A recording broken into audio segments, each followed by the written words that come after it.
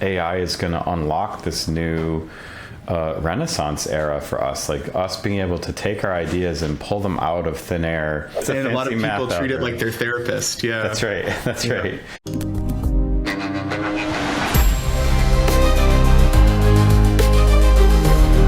Hey everybody, welcome back to AI with Bri, the podcast where we are exploring how to learn, leverage, and lead with AI. I'm your host, Bri, and if you're curious about how AI intersects with community, cooperation, and collective intelligence, you're in for a great conversation today. Joining me is Mason Youngblood. He's a researcher and scholar focused on cultural evolution, collective behavior, and how groups of humans and even animals make decisions together. Mason blends biology, social science, and emerging technologies to better understand how collaborative intelligence functions, and including how AI is now shaping all of these dynamics. So welcome to the show, Mason. Thanks for being here. Thank you so much for having me, Brian. And just a heads up to everybody, I have a stutter that'll pop up periodically during our discussion. All good. I have had the pleasure of hanging out with Mason and working with you on a couple projects, and you definitely have some genius here, and I'm looking forward to sort of unpacking it with you. So I appreciate you taking the time out of your busy day to chat with me. I wanted to sort of talk about the learn, leverage, lead, and we'll start with the learn segment. Talk to us about what you're learning lately in AI, and like what's something you've discovered or reflected on recently that maybe AI has kind of shifted your perspective on. Yeah, I think one thing I've been thinking a lot about recently is kind of how we can move towards agentic AI systems that are as adept at problem solving and creative tasks as groups of people are. I think this is an area where there's a lot of ongoing research that kind of hasn't made its way into the AI world yet. Mm-hmm. Especially from my home field of cultural evolution and then other fields like cognitive science. There's some really interesting studies being done on how on AI and human collaboration and like under which conditions the collective output of groups of AIs and humans are more creative and more diverse, like under what conditions the AI tools actually enhance the creativity of people. And those conditions are things like realistic social network structures. So not just having like a single human and a single AI, but having actually realistic population structures where multiple people and multiple AIs are embedded in a network and interact with one another. You end up with much more creative and diverse output. And there's all kinds of work being done along those lines that I've been reading a lot about, interesting, and I think is really inspiring. I agree completely. It's that question in my head of like, I don't know, I probably use the AI LLM models 50 times a day at this point, and it is just to help spark a moment of creativity. Like, I know those things are things that I could do on my own, but I would need to like shift focus or just concentrate on that for a few minutes, and then I'd come up with the things myself. But I just know I can just tap on my good friend sitting next to me, and it unlocks it super quick for me, so I can get back to the thing I really care about. And I've said it multiple times on this podcast, I just think that AI is going to unlock this new Renaissance era for us, like us being able to take our ideas and pull them out of thin air and into an application, an image, a video, at the tap of our fingers is just going to be amazing. What are some of the tools that you've been learning about lately, or what's getting you excited about some of the stuff you've been able to do with your work? I think most recently I've been most excited about exploring the new AI tools for artists that have been popping up. I think there's a lot of kind of innovation happening there because it's still like earlier on than LLMs, for example. And there are a couple of really interesting companies, like there's Titles and Art Breeder, that are kind of AI tools for artists that are built by artists and are trying to do a better job of kind of responsible attribution of the source material that's being used to train models. But they're also coming up with really interesting ways of using these tools. So in Art Breeder, for example, it kind of has like a node-based structure, where instead of just having a single image generation model that you give a prompt to and you tune a couple of parameters and get an image, you have a set of models, and you can link them and get output and then remix that output and combine it in the same kind of way that real artists integrate inspirations when making work. And it's kind of a much more organic way of using AI tools for art. And I think I've been very interested in that area. Also, AI tools in music. So I also make art and music in addition to my science, and I use a lot of AI tools.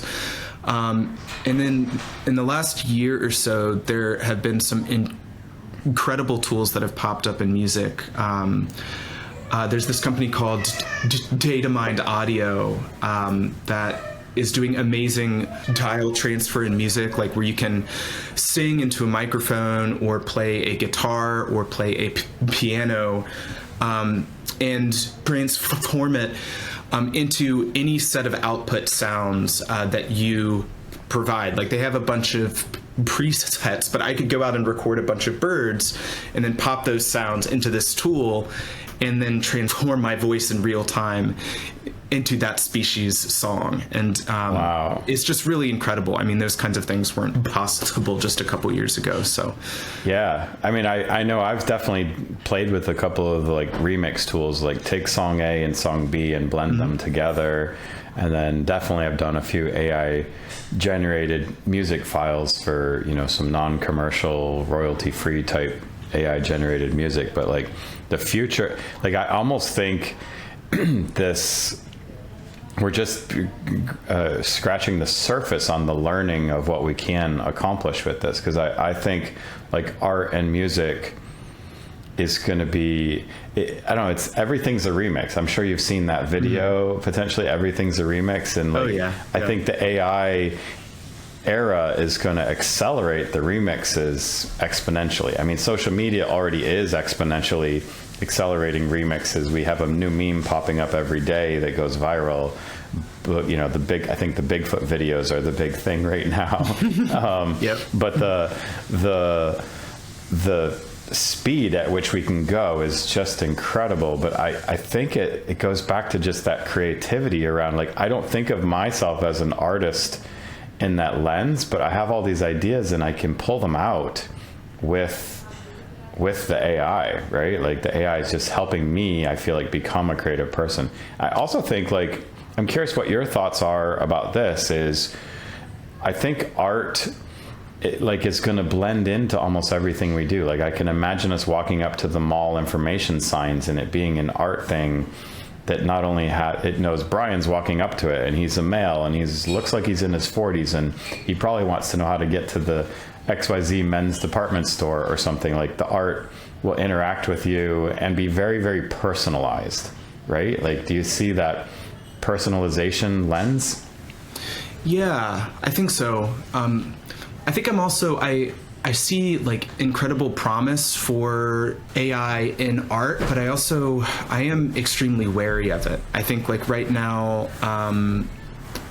a lot of the mainstream kind of AI art tools are tools that mainly kind of are being used to help companies make advertisements and aren't really tools that are kind of used by like real artists to make art. And so I think we need to like move towards tools that are like really, really built to like interact with human creativity in a flexible way and kind of allow for more iteration. I mean, even things like if you code in the ChatGPT chat window versus using a tool like Cursor. Cursor is going to allow you to be a lot more creative because it's built to integrate into an existing creative workflow. And I think we need a lot more tools like that, that are purpose built. And I also think that we need to solve issues around credit and attribution, around image and audio models, to make sure that we end up in a place where AI art tools are mainly complementing creativity instead of just replacing creativity. And I think I'm very worried about that, and I think a lot of other artists are very worried about that. So, and that's been something that I have definitely talked about with numerous AI people that I've encountered. It really builds into that leverage segment. So if we pivot into this leverage segment, like I'll get to the leverage couple of questions I have, but like to unpack this leverage thing, like we're leveraging AI, we're leveraging these artists' knowledge. Like, they have created, the Andy Warhol soup cans and the Mona Lisa, and all these things now are assets that the original person should get some reward for their creativity and their inspiration to affect change in culture, and they should be rewarded from it, and not it quickly being ripped off by the AI and duplicated 5,000 times and put into a Super Bowl commercial, or letting me use it, or you know what I mean? Like how do we? Have you thought about this or talked about it with some of your artist friends and stuff like that? Like, what is the right way to collaborate on attribution? I know we solved it. I think we've solved it, not probably in the best way, for the music MP3 revolution, from moving from cassettes and CDs into MP3 downloads and views to attribute, money. But it's changed the game for music in a big way too. So what's your thoughts on the best way to tease out how do we solve it, or what we should be doing in this leverage world of AIs everywhere? Yeah. I think right now the most promising way forward, which is being pushed by companies like Titles, is using blockchain technology to handle attribution. So NFT technology. I know NFTs get a bad rap because there's a lot of just terrible art that's labeled as NFTs, but the underlying technology is really all about attribution. And so I think there's a lot of promise there if done correctly, and I know there's a lot of people working on that. Another way of doing it that so in music, there are a couple of companies that basically hire musicians to make samples that other artists can then use freely in their own compositions. So historically, music sampling of like the Amen break, this classic drum break, involved like taking the original record, and people recognize it and they know it's coming from the original artist, but that original artist is not getting paid usually, most of the time. And these kinds of companies, they basically they pay musicians a living wage to make source material that people can then remix freely. That kind of model could work for AI art as well. So training models on data sets that have been ethically constructed from a work by paid artists. I think that could be a way forward as well. There are, I think, a lot of really good potential models. But I think it's important that we experiment, we try different things, and we stay open-minded and kind of find what combination of approaches works best. Yeah, absolutely. I mean, bottom line, all those listeners out there, is don't forget to support your local artists every which way you can, because I do see them as as some of the forefront of change making on this planet. So what other ways are you leveraging AI in some of your day-to-day stuff? You've got all these tools at your fingertips. How else are you applying it to some of your day-to-day work and research? Yeah, I'm using it all day.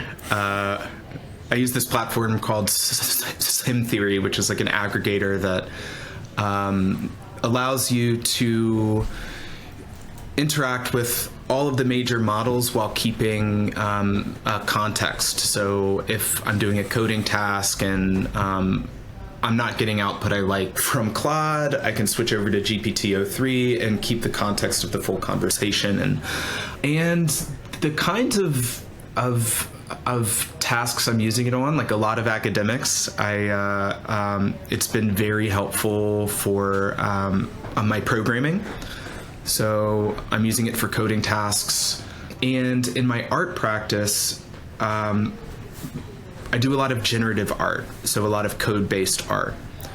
And so it's really kind of unlocked a lot of new avenues for me, because if you do generative art and you're interested in a new tool, if you have to sit and learn an entirely new code base to like implement your idea, it can kind of really slow down that creative spark. Like you have an idea, and then in between having the idea and implementing it is learning in a new code base. Like the inspiration is going to be gone. And so I've found it really helpful in my art practice. It's a creative coding, I think, has really been helped a lot by AI. But it's extremely important, though, to if you are using AI tools for any kind of coding tasks, besides obvious things like making sure that you're constantly vetting the output, I think it's also helpful to kind of like see where the models fail. I think I've found that, especially in my art practice, to be very kind of helpful and creativity enhancing in a way. Like pushing the model until it breaks and kind of gives you output that's kind of strange and seems useless at first, but then you find an interesting way to incorporate it in a way that's actually useful. Absolutely. Yeah. I was reading something about some of the AI being used to help figure out like some of the weird sounds we heard a couple years ago up in the North Pole region or something, and they had to take all these different sound samplings and run it through the AI, and they did finally figure out it was some sort of underwater glacier collapse or something that was trapped. So it made some weird unique sound because it was trapped under this pocket of something. And so I don't know, I'm not doing the article justice, so I'll try and find it and put it in the show notes here. But just some of the unique ways that we're able to leverage AI. And I think it does come from pushing these models to some sort of breaking point to sort of see where's their limits. Many of people are asking, do you believe in God, or what's the meaning of life from these models? And those are some interesting things to see what it says too, but you have to keep in mind the context of how it works. So yeah, it's. I think those questions are always funny to ask, because an LLM is just doing next token prediction. It's basically a regression model. yeah, it is. It's just a fancy and a lot of people treat it like their therapist. Yeah, that's right. That's right. Yeah. It's very, very, very true. Let's talk about the lead segment here. So, how are you helping leaders, and how are you leading yourself to foster these stronger, more adaptive, collective intelligence, frameworks, as we've talked about here, as the AI tools continue to evolve? What are some of the things you're doing day to day? Yeah, that's a great question. As a part of my work as a scientist, I'm based at Stony Brook University, and I'm co-leading a new research group there called the Collective Creativity Lab. And we're doing a couple of studies on how people use AI image tools to be more creative on online platforms using big data sets, as well as we're doing experiments on just the basic dynamics of human creativity, and then hopefully kind of how AI tools enhance that creativity in an experimental context. And so as a part of that lab, we've been, we hosted a big workshop and brought a bunch of people to Stony Brook to give talks, and that was a lot of fun. I'm also doing teaching, so I'm teaching an undergrad class on AI and creativity in the fall. So how to use generative AI tools in a way that enhances creativity rather than hinders it. And